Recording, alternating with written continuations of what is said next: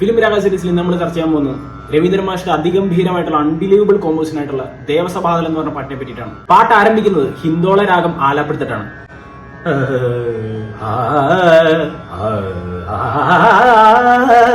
അങ്ങനെ കുറച്ച് ഹിന്ദോളത്തിൽ പാടിയതിനു ശേഷം ഈ പാട്ടിന്റെ പ്രത്യേകത ആദ്യം പറയാം. കർണാടക സംഗീതത്തിൽ എത്ര സ്വരങ്ങളുണ്ട്? 7 സ്വരങ്ങളുണ്ട്. സപ്ത സ്വരങ്ങൾ എന്ന് പറയും. സ രി ഗ മ പ ധ നി അല്ലെ. അതിലത്തെ ആദ്യത്തെ സ്വരം എന്താണ്? സ എന്ന് പറഞ്ഞാൽ ഷഡ്ജം. ഇതിന്റെ പ്രത്യേകത എന്താന്ന് വെച്ചാൽ ഓരോ സ്വരത്തിലും ഓരോ രാഗമാണ് ഉപയോഗിച്ചിരിക്കുന്നത്. ആദ്യം സ എന്ന് പറഞ്ഞാൽ ഷഡ്ജം. ഈ ഷഡ്ജത്തിന് ഉപയോഗിച്ചിരിക്കുന്നത് തോടിയാണ് ഫസ്റ്റ് സ്വരത്തിന്. സരി ഗ മ പ രി ഗ മ പ ധ ഗ മ പ ധ നി മ പ ധ നി സ സ നി ധ പ മ ഗ രി സ സ ഷഡ്ജം. അതിനുശേഷം സ കഴിഞ്ഞാൽ എന്താണ്? രി അല്ലേ അടുത്തത്. രി എന്ന് പറഞ്ഞാൽ ഋഷഭം. ഋഷഭത്തിന് ഉപയോഗിച്ചിരിക്കുന്നത് പന്തുരാളി എന്ന് പറയുന്ന രാഗമാണ്.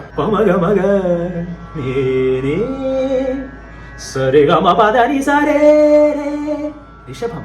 ഈ ഋഷഭത്തിനെ പറ്റി വേറൊരു രാഗത്തിലും കൂടി പാടുന്നുണ്ട്. ആഭോഗി എന്ന് പറയുന്ന രാഗത്തിലൂടെ പാടിയതിനു ശേഷമാണ് ഗായിലേക്ക് പോകുന്നത്, അടുത്ത സ്വരത്തിലേക്ക് പോകുന്നത്. ഋഷഭസ്വരങ്ങളാൽ പൗരുഷമേകും ശിവവാഹനമേ നന്ദി.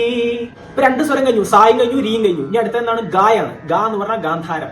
ഗാന്ധാരം അവതരിക്കുന്നത് മോഹന രാഗത്തിലൂടെയാണ്. സരിഗ പഗരി സരിഗ പധ പഗരി സരിഗ പദ സദ പഗരി സരിഗ പദ സരിഗ ഗാന്ധാരം. ഇപ്പൊ 3 സ്വരങ്ങൾ കഴിഞ്ഞു. സ രി ഗ. ഇനി അടുത്ത എന്താണ്? മായാണ്. മാ എന്ന് പറഞ്ഞാൽ മധ്യമം. മധ്യമം വരുന്നത് ഷൺമുഖപ്രിയ രാഗത്തിലൂടെയാണ്. സരിഗ മ പദ നി സ രേ രേ രി ഗ മ മധ്യമം. മാ കഴിഞ്ഞ അടുത്ത സ്വരം എന്താണ്? സ രി ഗ മ പ. അടുത്ത് പായാണ്. പ എന്ന് പറഞ്ഞാൽ പഞ്ചമം. പഞ്ചമം വരുന്നത് ഷൺമുഖപ്രിയ നേരെ ട്രാൻസിഷൻ ടു കല്യാണിയിലേക്കാണ്.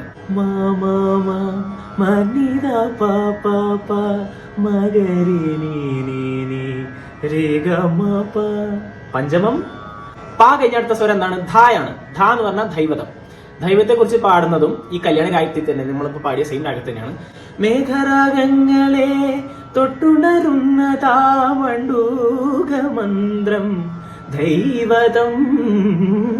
ഇനി സപ്തസ്വരങ്ങളിലെ അവസാനത്തെ സ്വരമായ നീയും കൂടി ഉള്ളൂ. നീ അവതരിക്കുന്നത് ചക്രവാകൻ രാഗത്തിലൂടെയാണ്. നീ എന്ന് പറഞ്ഞാൽ നിഷാദം.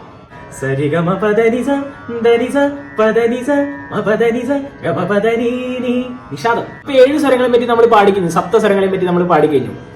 8 രാഗങ്ങൾ നമ്മൾ കംപ്ലീറ്റ് ചെയ്തിട്ടുണ്ട്. ഇനി അവസാനത്തെ 9ാമത്തെ രാഗമായ രേവതിയിലേക്കാണ് കിടക്കുന്നത്. വീണ മീട്ടിക്കൊണ്ട് ട്രാൻസിഷൻ വരുന്നു. ചക്രവാകത്തിൽ നിന്ന് നേരെ രേവതി.